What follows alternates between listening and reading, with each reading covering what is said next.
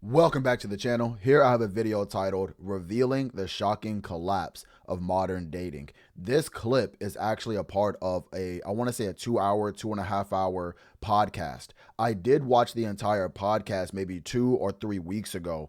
And throughout the whole podcast, my blood was just boiling because I had so much to say, because what you're going to see is a lot of the time they're going to be dancing around the problem when it comes to women, but for the men, they're going to be going all hard on it. So let's just go ahead and look at this clip and let's go ahead and react to it.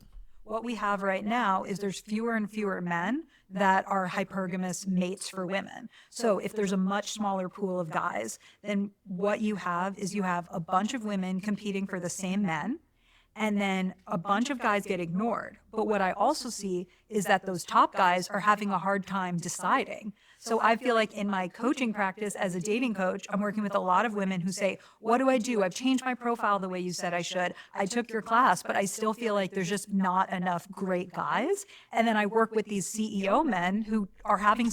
Is there not enough great guys, or is there not enough men who meet your unrealistic standards? Because I can almost guarantee it's the latter.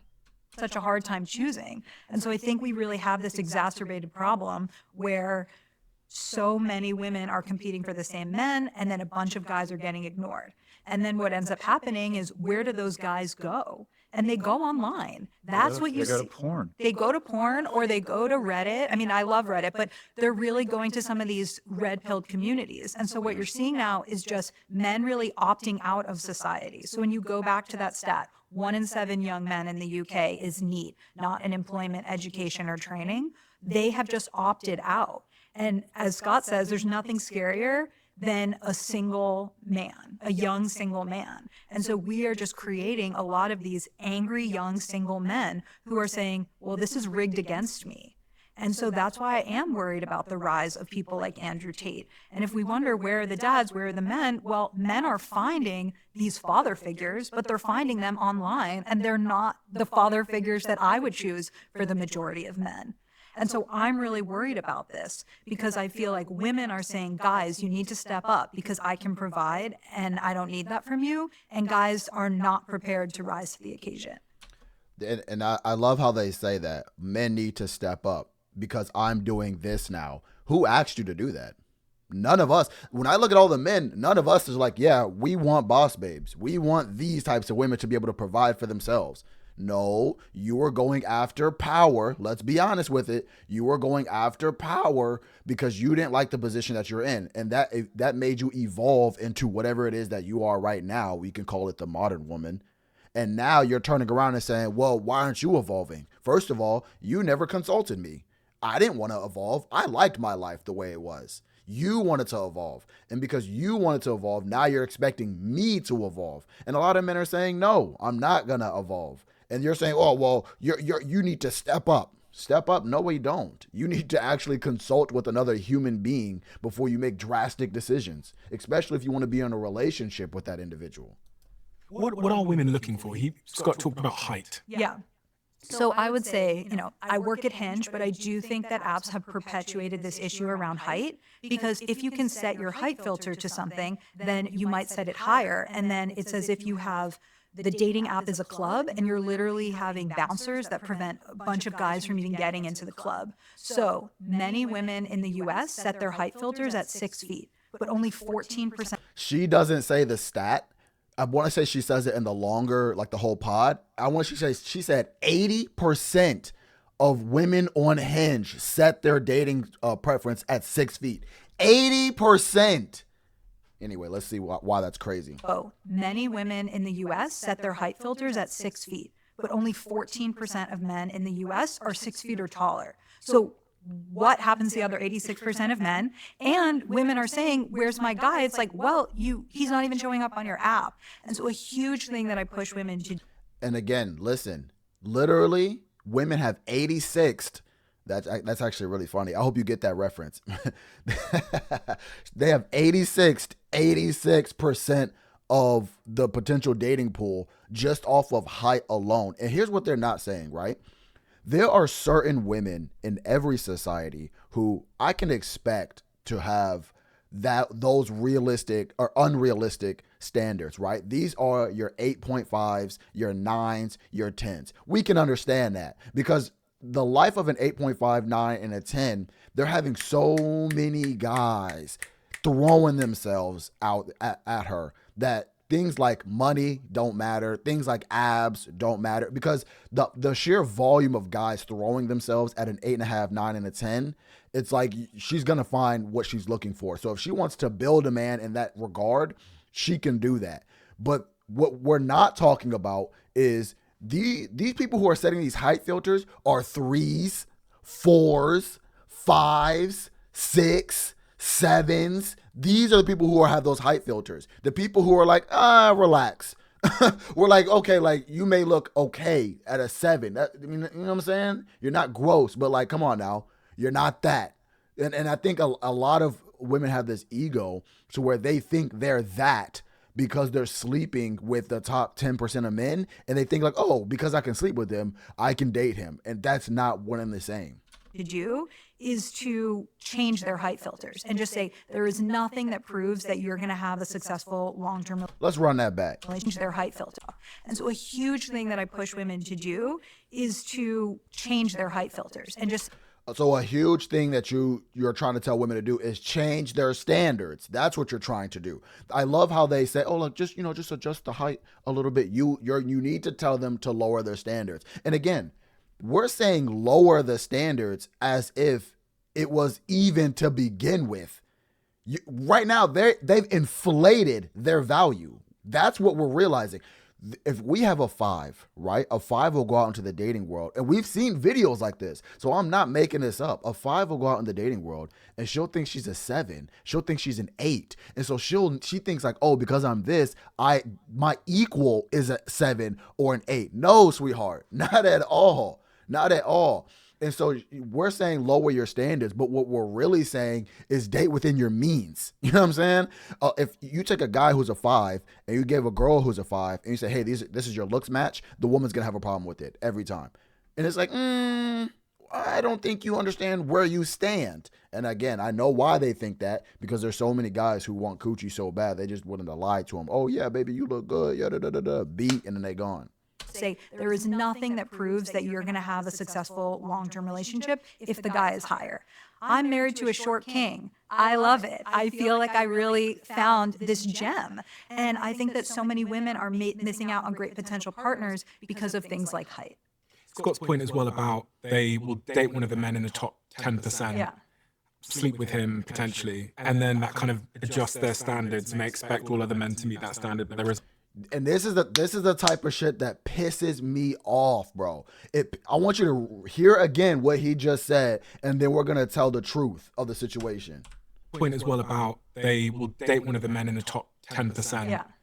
Sleep with him potentially, and then that kind of adjusts their standards and they expect all other men to meet that. Stop it. You know exactly what's going on. I hate disingenuousness.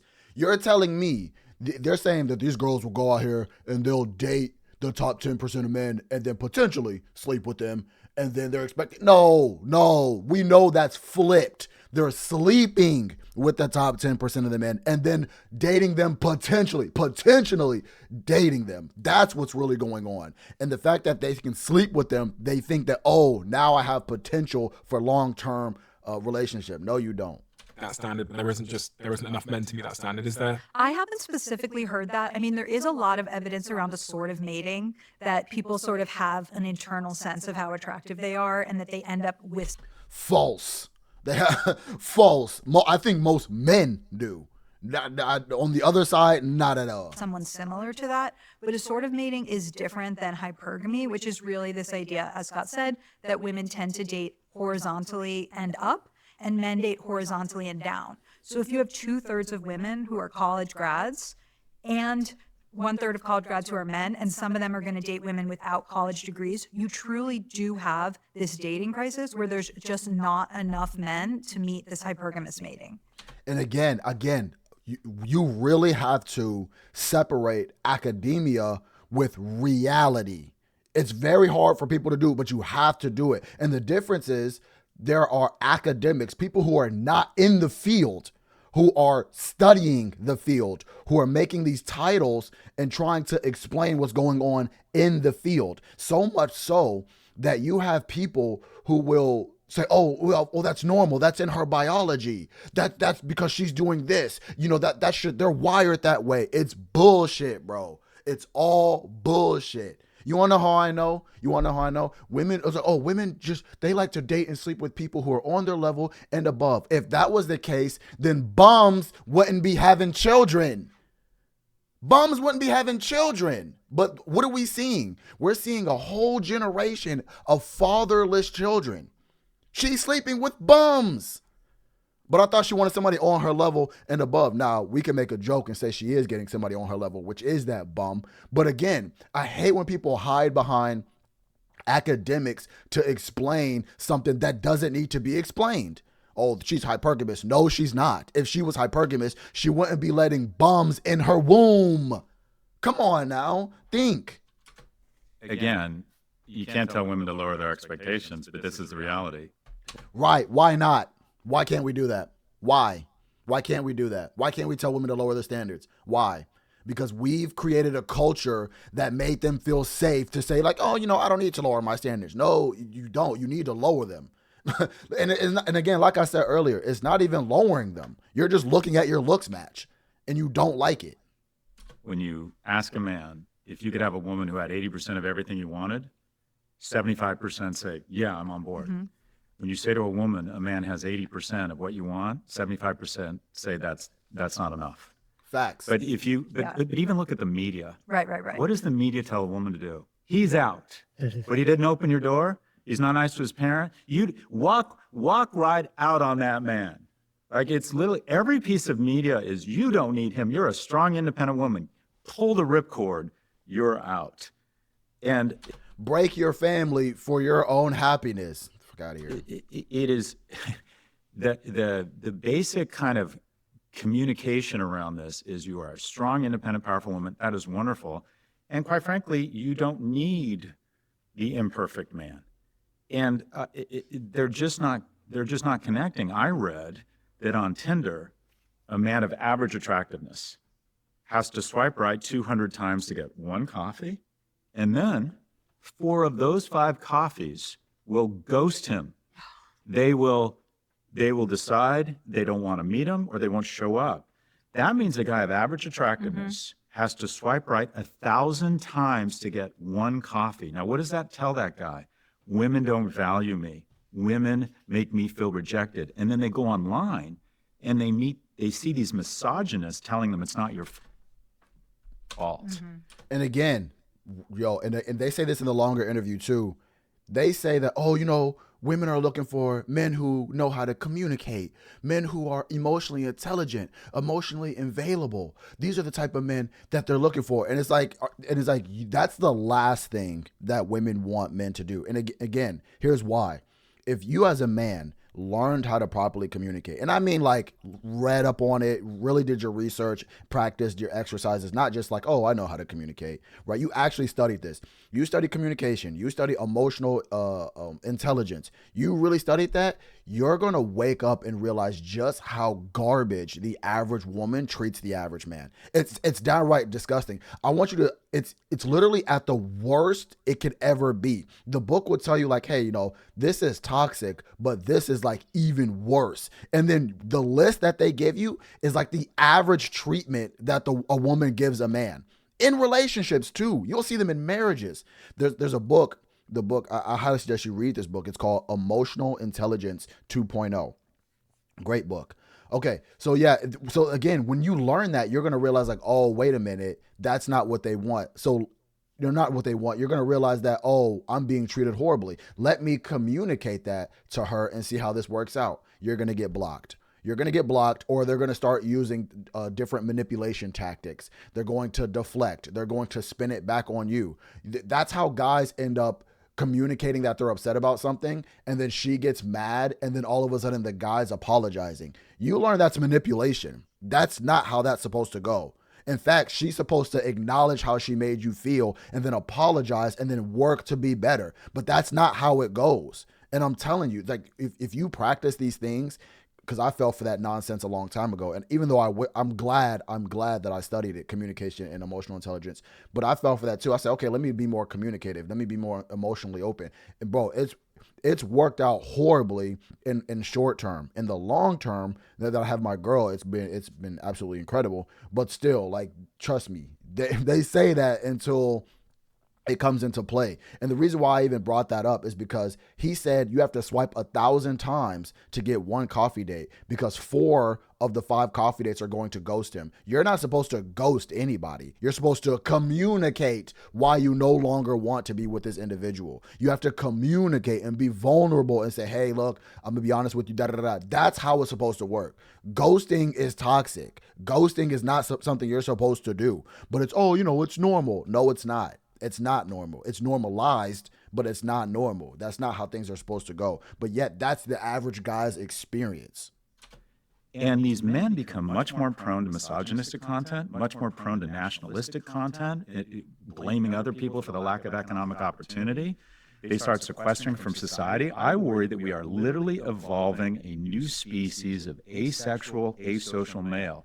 And if a man by the age of 30 hasn't either lived with someone or married someone, there's a 1 in 3 chance he's going to have a substance abuse problem. Wow. In addition, it goes so much deeper than that, because if they don't develop the skills, the reason romantic comedies are 2 hours, not 15 minutes, is this shit is hard. Like, finding an attractive, intelligent woman, generally speaking, 75% of people who've been married longer than 30 years say, in the beginning, one was much more interested in the other, and it was almost always the man. Women are much choosier. The basis of evolution is seed trying to get everywhere, men, and women deploying a much finer filter to select the strongest, smartest, and fastest speed. See, there we go. That's exactly what I'm talking about. You have to be careful when you are rationalizing things like that through academia. It does not fit. Oh, she's biologically wired to choose the smartest and the fastest and the strongest. Bro, if you have a service-based business or you've worked with the general public, the average person is not smart, fast, or strong at all. In fact, they're the opposite of that. So you're not going to tell me that women have this filter that says, oh, they're going to need the smartest and the strongest. No, they don't. No, they don't. I'm alive. I look outside. I meet people, bro. There are a lot of people who are not right in the head, bro. So the fact that, they picked the biggest, smartest, no, they don't. Because if that was the case, then every dude out here on earth would be above 6 feet, jacked, and intelligent. But that's not how that works. So men need an environment to demonstrate excellence. And you hear these women talk about it. He was kind. He was good at work. I liked the way he smelled. He was funny. Where do men demonstrate excellence? When they're not going to college, they're not going into an office because of remote work. Where do they're not going to church, they're not going to temple. Where does a woman have the opportunity to fall in love other than these base? Where does the woman have the opportunity to show up? That's because they're not approaching. Where does a woman have the opportunity to show up? That's literally that's what he's trying to say. To literally show up. That's what they need to improve on. To show up. Insane. Line metrics. And you were talking about women say, you've seen these TikToks, over $100,000, that's not unreasonable, and over 6 feet, that's 2.2% of the male population. Girls will say, I want a man who makes 6 figures. Whatever that number is, I want you to ask them, what is that a month? What is that a month? They'll never be able to tell you. 9 times out of 10, they're not going to be able to tell you. And that's how you know it's a bunch of bullshit, because if you don't know what that is a month, that means you don't know how to budget. Because if you don't know how to budget, you don't know the type of lifestyle that you live off of that monthly income. And that's really what we're chasing here, is lifestyle. That lifestyle has a price tag. And the average woman just thinks of this exorbitant lifestyle, but has no idea how much that lifestyle costs. That's very important for you to know, especially if you're going to use it as a dating filter to pick a potential mate. So where do they fall in love? Where can a man demonstrate excellence? It used to be go to temple, 7 single women, 7 single men, and they kind of pair it off and worked it out.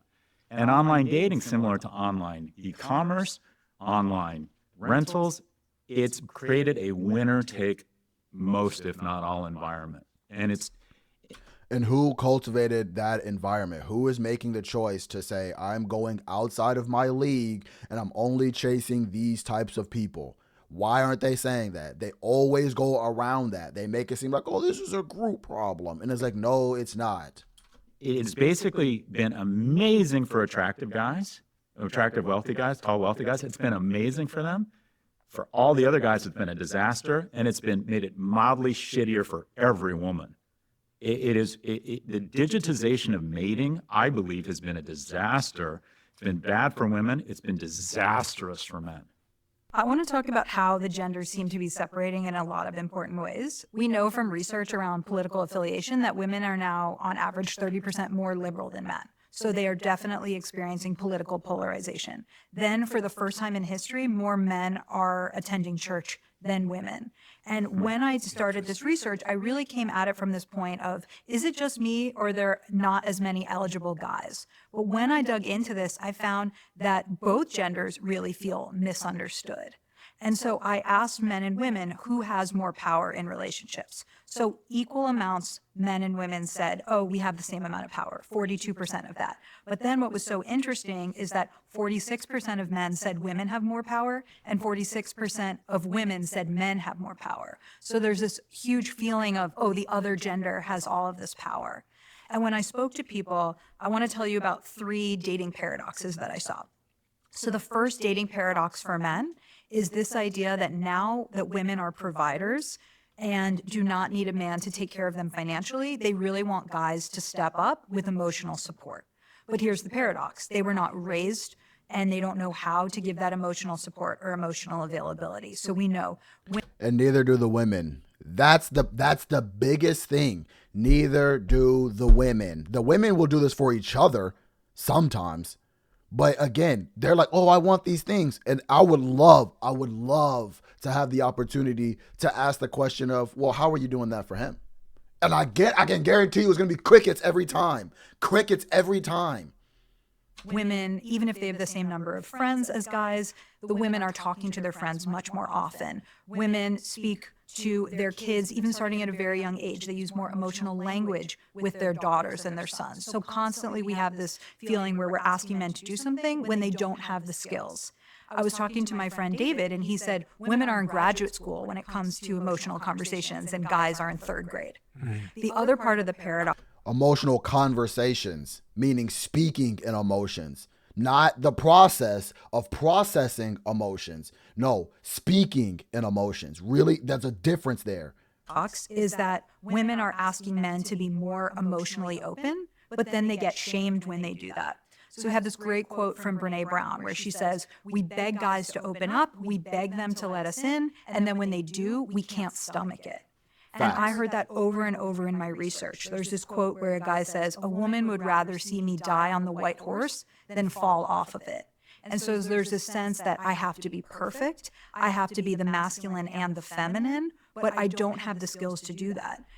I've kicked that mentality completely out of my life. Now, listen, I'm not going to be extremely emotional. I understand how being emotional prolonged is just, it's not good for either party, right? But you're going to hear how I feel about something. I am going to communicate, and I have an expectation that you were going to resolve this. And if you're the type of person that deflects, I'm going to call you out on that. If you're the type of person that emotionally undermines me, I'm going to call you out on that. If you're the type of person to emotionally invalidate me, I'm going to call you out on that. And if you want to block or you want to leave, that's fine. Because again, that tells me everything that I need to know about you, that you think that the only thing that I care about is the physical. You think that there's not an emotional side to a man. Again and again, the hardest fact that I've had to come to deal with is, and you can try this out with women that you talk to, even if they're friends or just people that you know, a lot of women hold the belief that men do not feel the same emotions that women do at the same level that women do. Some men even have this dumbass thought that you guys think that women feel more. No, they don't. We feel the exact same. And so again, and the reason why that's such a horrible thought is because think about it like a stress ball. Right? If I gave you a stress ball and I'm like, here you go, bro, you probably squeezing it, punching it, doing all these things to it. Because why? Because the thing doesn't feel pain. But what if it did feel pain? What if it was able to express the fact that it felt pain? Would you treat that stress ball the same? Unless you're like extremely sadistic, you're probably not. You're probably like, oh, I'm not even going to touch it. You know what I'm saying? I'm not going to do anything to it. So I want you to imagine if the average woman doesn't think that men feel the same as them or even have feelings at all, how do you think she's treating him emotionally? Exactly like that stress ball, because he doesn't feel it. He's a man. He'll get over it. Yeah, exactly. When you read the emotional intelligence books, learn to communicate, you realize just how much garbage. It's not even, I wish I had the vocabulary. You don't realize how horribly you're being treated until you start reading these things and then trying to communicate them to your partner or whoever out in the world. And women say that they want these guys to be emotional, but as soon as they show emotionality, it can freak those women out. So one guy that I spoke to for this. Right. So, and again, hear it. It freaks them out. Wait a minute. Didn't you just tell me that women have a graduate degree in emotional intelligence? Didn't you just tell me that? Exactly. They don't. They only know how to communicate emotionally. I feel this way. I feel this way. I feel this way. I feel this way. But when it comes to actually handling emotions, processing emotions, communicating, they're just as dumb as the men, if not worse. Maybe not worse, just as dumb. This said, I went on a few dates with this woman. At some point, I told her that my mom had had a suicide attempt. And the next day, she texted me and said, I'm sorry, I can't see you. I cannot process your emotional trauma for you. And so guys are getting a lot of mixed messages. What does that even mean? What does that even mean? Oh, I can't process it. You weren't made to process it. I was letting you know that this happened to me and this could potentially affect me in this way. I want to communicate that to you just in case you have a question of like, why does he act a certain way? Why, when I talk about moms, he gets sad, right? You understand now. I can't emotionally process. You're like, get out of here. We want you to be feminine. We want you to support us. But when you do, it freaks us out. And so we don't want that. And digging into the research, and I want to look into this more, I think it's that a lot of women want emotional support. They want you to support them in their emotional journeys, but they're not as ready to have you open up in your emotional journey. Right. We call that an imbalance. That's like, bro, it's like, I'm getting a relationship. I just want my girl to be physically intimate with me. I don't want to be physically intimate with her. I just want her to be physically intimate with me. They would eat you up in the comments, or people, if you had a group of people, they look at you and call you all types of names. It's like, this is exact, but when it's flipped, we're like, yeah, it's just life. Can I put forward a thesis and I want you to respond to it because I haven't done the research. In marketing, we call it consumer dissonance, what people say they want and then what they actually buy. And what women say they want is an emotionally in touch man, and what they want is a masculine man. And that they will articulate. Don't say that, because a masculine man is an emotionally, emotionally attached or whatever. He knows how to communicate that. That's true masculinity. Masculinity isn't something where you're just a freaking robot all day taking everything and anything and everything. Articulate what they want in a man. It includes being more emotionally available. And then they want to have sex with a traditional masculine man. And what I hear from a lot of, and this is anecdotal evidence, and it's pulse marketing, and you tell me what the data says, but there's just so many single women in my age group, and it feels like there's literally no men in my age group. As bad as it is for people in their 20s and 30s, try being a woman in your 50s trying to date, right? And they tell me the same thing. These are liberal, progressive, educated women. They say, by the way, I like a manly man. Yeah. And they say it under their breath. Right. And we know if you're on your masculine journey, you know that the people who are most receptive to you are feminists, are women, are liberal women. They're the most receptive to that energy. And again, you'll see them like battling it internally to where they'll treat you badly, not because that you deserve to be treated badly, but because they don't like how they feel around you. And they don't like how girly you make them feel around them, or how feminine you make them feel around you. So there's what supposedly is stated around, I need more emotional availability, someone's touch with their feelings. But what the research shows is they want a guy with facial hair, who's still, women are still very attracted to traditional masculine attributes. Yeah. I mean, I think we're just in such a hard moment. Right. And only I was gonna say beta males, but only people who are begging on every woman's beck and call believe that. Any man who's practiced masculinity, they respond to it. They'll say whatever, but at the end of the day, you isolate them, their true self is gonna come out. Moment, because you have women who are saying, I don't want to date a guy who earns less than me. And you might think, okay, well, the data hasn't caught up with the dating. If more women are in higher education and more women are earning more, then maybe you're going to be the one who earns more in your relationship. But what they feel like is projecting out, I'm going to end up doing most of the housework, most of the childcare. I might as well get a guy that can contribute financially. So they don't want to change their expectations around that. And so I think we truly are in a moment where women are being asked to do more masculine things and men are Listen to the language. Listen to the language. Women are being asked to do more masculine things. No one asked them to do it. No one asked them to do anything. They did it themselves. That's the whole thing that crushes me. No one asked you to do it. Women did it themselves. And in fact, we pushed against it.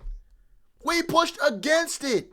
And now they're at that point where they're seeing the consequences of their actions, and they're like, oh, well, you need to change. What?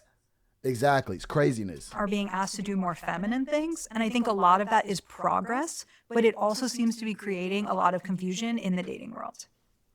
Yeah, it's sort of, I was just thinking, I coach a lot of young men, and occasionally women ask me for dating advice, and you coach, it sounds like a lot of both.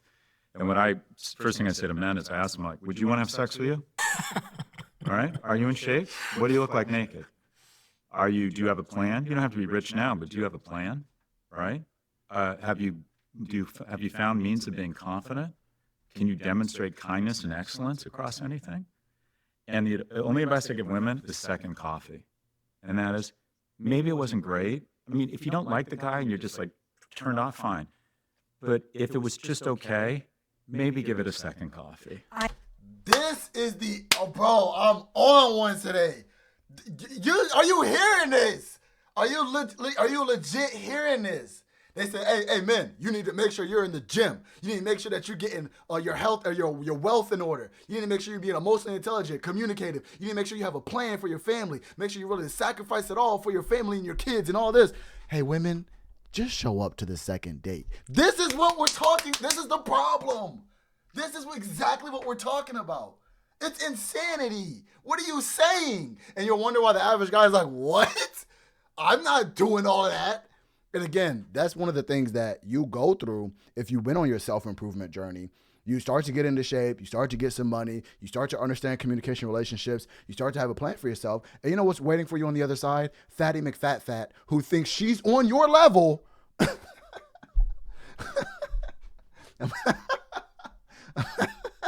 I'm having fun with this one. She thinks she's on your level. She thinks she's doing you a favor. She thinks she's doing you a favor by just giving you used box. That doesn't make sense. That doesn't make sense. I have a chapter in my book called Make the Second Date the Default. Yeah. And it's really because I feel like I won the lottery with my husband, but he is somebody that takes longer to open up, and he's this slow burn. We met in college. We met again 7 years later. Then we were friends for a year. And God, like the worst story of how I met your dad. Well, I friend zoned him in college. Then after we met up 7 years later, and I can almost listen. And again, these jokes write themselves. When you finish college, right? The average person getting out of college, you're what, 22? Let's add 7 years to that. She's 29. So she's at that point, it's knocking on the door. And then guess who comes out of nowhere? Her husband. And then guess what? Even then, she friended him for a year, turned 30 and said, okay, maybe I should jump into this relationship. And just like that, I love my short king. Like, come on, bro. Come on. And I feel like he's this incredible partner, husband, father, but I don't know that if we'd met just randomly on the first date that I would have gone on the second date. And so I think people really do need to train themselves to look for these slow burns. Logan, You need to train yourself to say, hey, it wasn't 100% fireworks blast chemistry on the first date. Let me see if this person's character is nice or if this person has potential. No, we're going strictly off of how it feels that one time, and then if it's not what it is, I'm moving on. Insanity. Absolutely insanity. Scott said something there about what he thinks women want, which is these sort of Yeah. traditional masculine features. Is this what you see in the data? What's hard is I think Scott's right about what people say they want versus so stated versus revealed preferences. Yeah, it's almost as if they're not communicating. Oh, wait a minute. It's almost as if they're not communicating. It's almost as if you're lying. Oh, what part of communication is that? What part of communication is that? What part of communication is where we lie and then turn around and do completely the opposite thing? That's usually how you break trust, right? Interesting. So according But they have a graduate degree in emotional intelligence. Get the fuck out of here. to the research that I did, women are saying the number one thing that they're looking for is kindness and compassion. That's also what I'm not even gonna say anything about that. Kindness and compassion. Get the men are saying that they're looking for. So in many ways, this is great. People are looking for the same things, but I just feel like there's these huge disconnects now where people don't feel like they can get what they want. Men And again, you see how they're jumping over it. Maybe they won't. I feel like he's going to allude to it. But look how they're jumping over it. You know, the number one thing that women are looking for is kindness and compassion. You just told me 10 minutes ago that 80% of the women have their dating preference at 6 feet. What part of that was nice and compassionate? What are we talking about? they're saying they want kindness and compassion. That was, I made them say, what are all the things that you care about? And then what is the number one thing that you care about? And kindness and compassion was first for both of them. The stuff I've seen or the stuff I've read is that for women, and I've talked to men about this, number one is they have to signal resources. And we don't like to say it out loud. And by the way, it doesn't necessarily mean you have to have a Range Rover and a Panerai now, but you have a plan, right? You have your shit together. You go home at midnight when everyone's partying because you have to be up for work. You work out. That's what all the bums who have children did, right? That's what they did, right? That's their strategy? No, that wasn't their strategy? Interesting. Out, which shows a level of discipline and that you can commit to something. You're in school. You've got a good job. This person is going to have resources. And I don't think that's changed a whole lot. I think a man's ability to signal future resources has gone down. I'm not sure it's become any less of a criteria. Number two is intellect. And it's very instinctual because if you make good decisions for the tribe, your kids are more likely to survive. Someone who's smart. He been reading too many research papers. Intellect. And again, I really wish they would dive into that because we're not talking about logical intellect. No. We might be talking about social intellect, emotional intellect. We might be talking about that. We're not talking about logical intellect, bro. Come on now. How many intellectual conversations do you have with women? Be honest. And listen, I'm not saying that women are incapable of doing it. I've met plenty of women who I could have an intellectual conversation with. But the odds of it happening, come on now. Is more likely to take care of your offspring than someone who's stupid. What's interesting, and I love this, is the fast more likely to take Let's go back. more likely to survive. Someone who's smart is more likely to take care of your offspring than someone who's stupid. What's interesting. And bro, this boils me, bro. It boils me. Well, she's actually in the subconscious and the unconscious. She's looking for the best mate for survival. Shut up. They do not think of that stuff. Because if they thought about that, they wouldn't tear families apart. What are we talking about? And I love this, is the fastest way to communicate intellect is humor. And I joke, and this is bad, but I say, this is my impression of a woman. I'm laughing, I'm naked. And that is, I've always thought if a guy can make a woman laugh, she will date him. Oh, great. You hear that, guys? Well, first things, you have to be kind, compassionate, and then, kind, compassionate, intelligent, and then just make her laugh. That's all they're looking for. That's all she's looking for. And then the third thing, and this is where guys screw up. This is what I tell a guy's secret weapon is. It's kindness. Women want... Yeah. Women go through a bad boy phase. Some girls don't even leave that phase because they're looking for men with kindness. Get the fuck out of here. To see that you are a good person. You treat service staff well. You're good to your parents. You have manners. You treat people well, even with no reciprocal expectation, because they know that This is coming from the people who I have to swipe 1,000 times to get a coffee date, right? That's the same people we're talking about. The same people who are comfortable with go.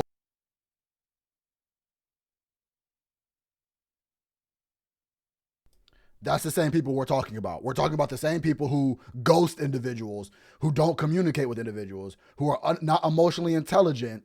These are the people that want kindness. Okay, interesting. Yeah, very interesting. That this is a kind man. And, sure, you want to do your best to signal resources and have a plan. Sure, maybe you're smart, maybe you aren't. There's not a lot you can do there. But the secret weapon, I think, for men that they don't leverage, and I do think it's a practice, is to demonstrate kindness. And we don't talk about that enough as men. It's like, well, okay, and it's little things. Have good manners. Be thoughtful. Follow up with people. And I think that, anyways, those are the three things that I have read women want in men. Okay, there's so much there. So one is I do think we need a new definition for modern masculinity or mature masculinity or evolved. That's how we got into this in the first place. You're trying to change something that nobody wanted to change. You changed and then expected everybody else to change. That's not how that works. If you personally want to change, go for it. You live in a country where you can do that. Don't ask everybody else to change with you. That's not how that works. You can't control us. Let's redefine it. No, because what you're doing is inherently selfish. You're trying to redefine it to fit you. You don't care about me because you didn't even ask me how I felt about it, how it was treating me. You didn't care. And that's exactly at the heart of this. It's a bunch of narcissism. It's only me, self-absorption. It's only me. How can this affect me? Or if it's not making me happy, you guys need to change. Evolved masculinity. And I think that that's why this moment feels so painful, is that we don't have it. Because I agree with you. I don't think women are saying, I want a feminine man. I think they want a modern masculine man. And so that means somebody who is decisive and can provide, but also somebody who's able to communicate with. Why are we still throwing provision out there? Why are we still throwing provision out there? Provision is for women who decide that they don't want to work, period.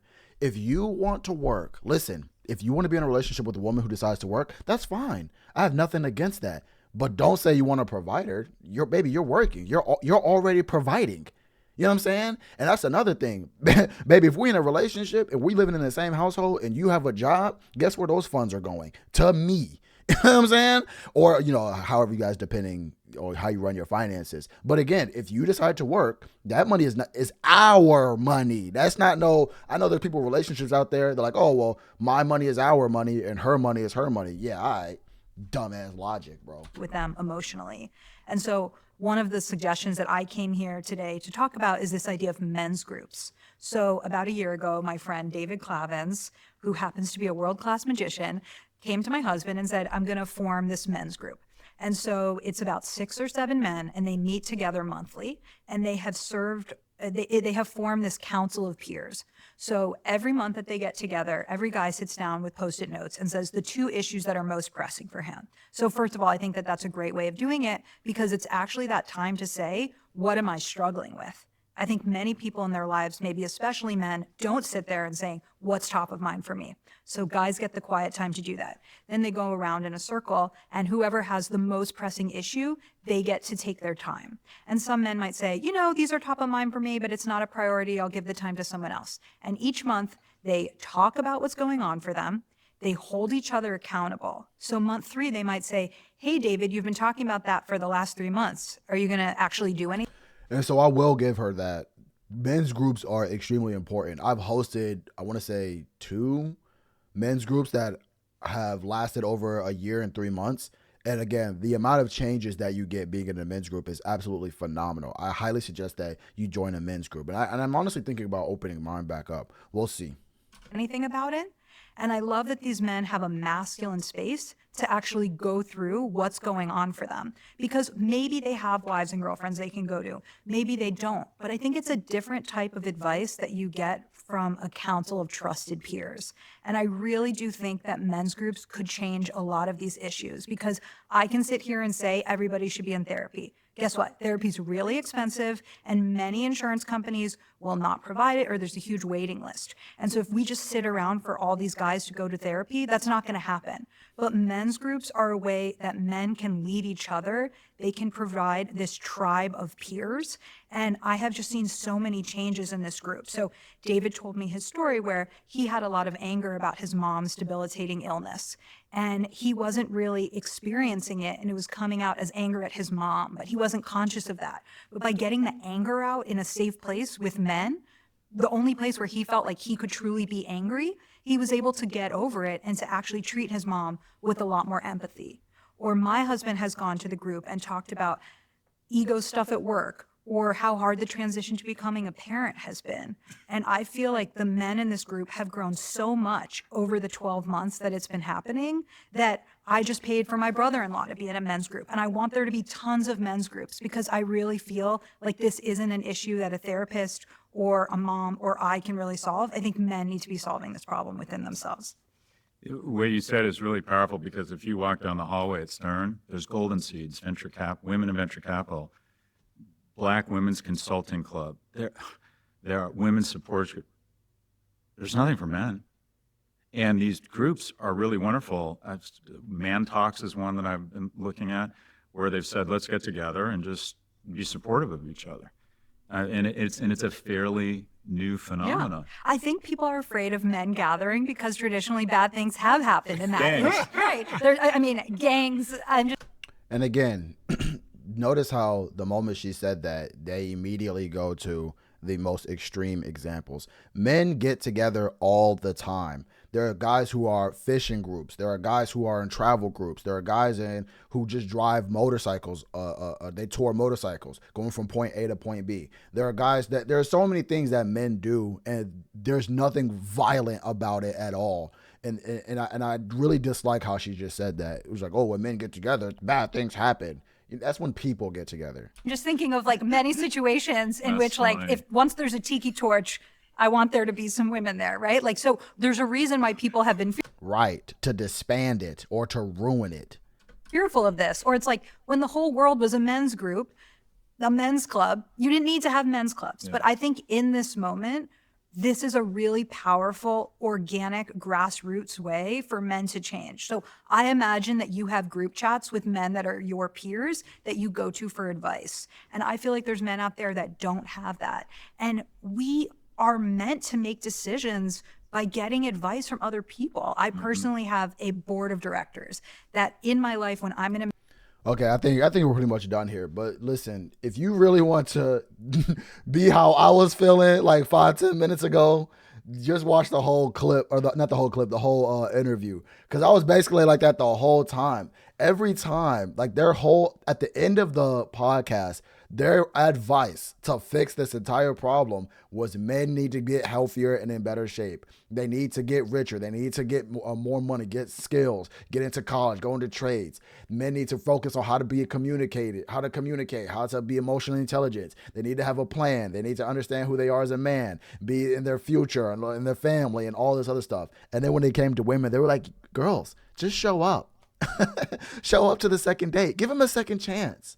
That was the advice. And I'm like, this whole 2-hour talk, we pretty much talked about how, yeah, we're like this because women have unrealistic standards for who they actually are. The value doesn't match. Do some women deserve to have quote unquote unrealistic standards? Yes, because they're around those men all the time, and those men want to marry, not sleep with, marry those women. That's a very, very small percentage. The problem that we're having is we have 7s and below who think they can dictate the type of man they get. And that's not how that works. And they're saying, well, if I can't get my unrealistic standards, I'm not dating at all. No, but you're sleeping with bums, right? We know that because that's how you became a single mom. So it's like, let's be honest here. Let's not pretend like you're saying I'm not dating anymore and I'm being celibate. No, you're not. You're sleeping either with those top 10% of guys praying that you get in a relationship, or you're sleeping with bums. Okay, let's be honest with it. All right.